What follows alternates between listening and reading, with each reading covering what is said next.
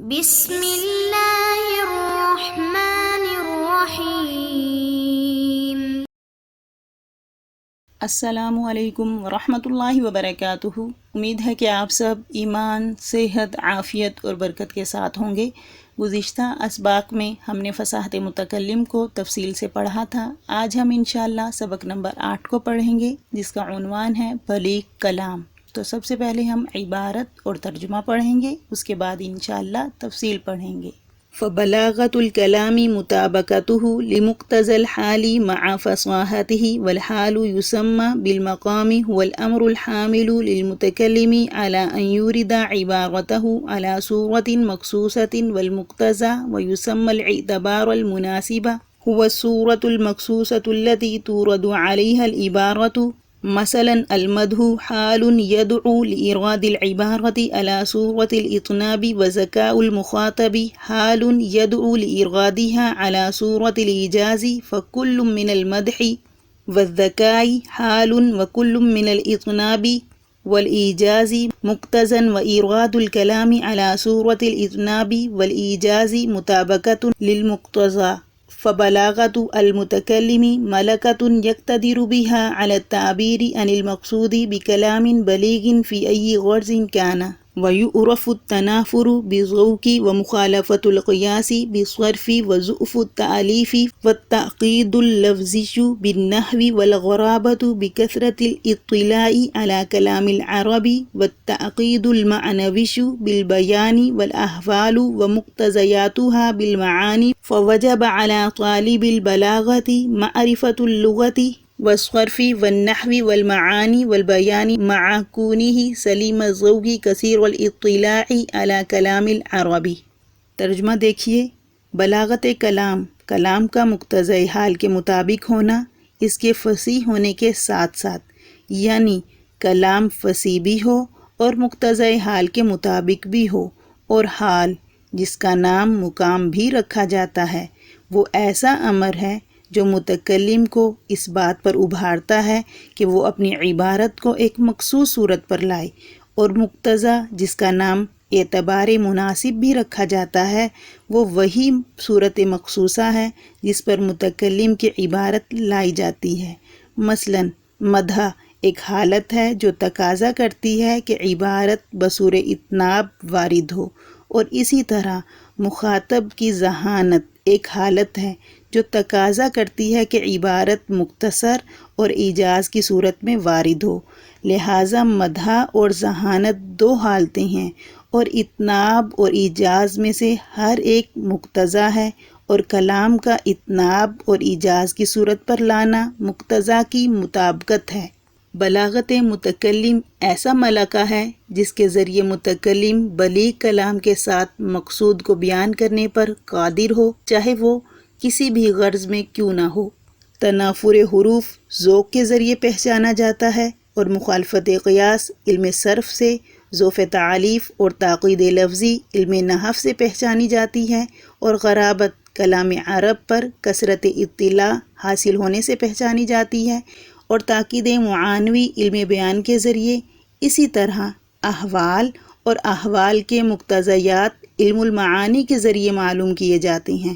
لہٰذا علم المعانی کے طالب پر واجب ہے کہ وہ لغت، صرف، نحو، معانی اور بیان کو پہچانے، اور ساتھ ہی وہ شخص سلیم الذوق بھی ہو، کلام عرب میں اس کی معلومات کثیر ہو۔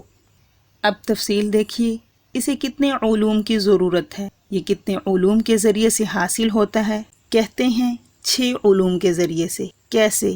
بلیغ کلام کہتے ہیں کلام کا مقتضی حال سچویشن کے مطابق ہونا، اور یہ اسی وقت فائدہ دیتا ہے جب کلمہ اور کلام فصیح بھی ہوں، یعنی لفظ اور جملہ فصیح ہوں۔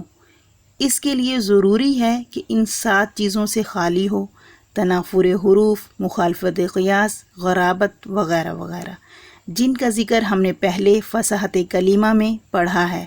تو گویا یہ کل 8 چیزیں ہوئیں: کلام کا مقتضی حال کے مطابق ہونا، نمبر 2 تنافر حروف سے خالی ہونا، نمبر 3 مخالفت قیاس سے خالی ہونا، نمبر 4 غرابت سے خالی ہونا، وغیرہ وغیرہ۔ اور ان 8 چیزوں کا حصول 6 علوم کے ذریعے ہوتا ہے۔ کلام کا مقتضی حال کے مطابق ہونا، اس کا پتہ علم المعانی سے چلتا ہے، یہ نمبر 1 ہوا۔ تنافر حروف اور تنافر کلمات، اس کا پتہ ذوف سے چلتا ہے، یہ نمبر 2 ہوا۔ مخالفت قیاس، یہ علم الصرف سے معلوم ہوتا ہے، یہ نمبر 3 ہوا۔ غرابت، اس کا تعلق لغت سے ہے، یہ نمبر 4 ہوا۔ ذوف تعلیف اور تاکید لفظی، اس کا پتہ علم النحو سے چلتا ہے، یہ نمبر 5 ہوا۔ اور تاکید معنوی، یہ علم البیان سے معلوم ہوتا ہے، یہ نمبر 6 ہوا۔ تو گویا یہ کل 6 علوم ہوئے، لیکن چونکہ ان میں سے کئی چیزیں علیحدہ علوم کی حیثیت اختیار کر چکی ہیں، انہیں علم بلاغت میں نہیں پڑھا جاتا۔ ذوق اور لغت، انہیں آپ علم ادب میں پڑھ لیتے ہیں۔ رہے علم الصرف اور علم النحو، انہیں آپ عربی گرامر کے شروع میں پڑھ لیتے ہیں۔ باقی رہ گئے علم المعانی اور علم البیان، انہیں علیحدہ طور پر علم بلاغت میں پڑھا جاتا ہے، اور ان سے ہی علم بلاغت کا بہت گہرا تعلق ہے۔ بلاغت کے مراتب، بلاغت کے 4 درجے ہیں۔ نمبر 1 حد الاعجاز، نمبر 2 اعلیٰ، نمبر 3 اوسط، نمبر 4 اسفل۔ مصنفین نے بلاغت کی 2 طرفیں مقرر کی ہیں۔ ایک کو وہ طرف اعلیٰ کہتے ہیں جو بلند سے بلند ہے، یہی قرآن کریم کی بلاغت ہے۔ اس کے بعد وہ بلاغت ہے جو اس طرف اعلیٰ کے قریب قریب ہے، وہ آپ صلی اللہ علیہ وسلم کا کلام ہے۔ طرف اعلیٰ اور جو اس سے قریب ہے، وہ دونوں حد الاعجاز میں داخل ہیں۔ بلاغت کا دوسرا کنارہ طرف اسفل کہلاتا ہے، جس کا مطلب یہ ہے کہ مصنفین کے نزدیک اگر کلام اس اسفل سے بھی گرا ہوا ہوگا تو آدمی کا کلام نہیں سمجھا جائے گا، بلکہ حیوان کی آواز سے مل جائے گا۔ اس لیے بلاغت کے حاصل کرنے والوں کے لیے 2 چیزوں کا خیال رکھنا ضروری ہے۔ ایک یہ کہ ان اسباب کو معلوم کریں جو فصاحت کے لیے نقصان دہ ہیں، تاکہ غیر فصیح کلام کو لانے سے اعتراض کریں۔ دوسری چیز یہ کہ احوال اور مقتضی احوال کو پہلے معلوم کر لیں، ورنہ کلام کو مقتضی حال کے مطابق لانا محال ہوگا۔ آج کے سبق سے متعلق کچھ سوالات ہیں، وہ نوٹ کر لیں۔ بلاغت کی کتنی قسمیں ہیں؟ کون کون سی ہیں؟ ہر ایک کی تعریف کریں۔ مقتضی اور حال کا کیا مطلب ہے؟ وضاحت کریں۔ مقتضی اور حال کا دوسرا نام بتائیں۔ بلیغ کے لیے کن کن علوم سے واقف ہونا ضروری ہے؟ جزاکم اللہ خیرا۔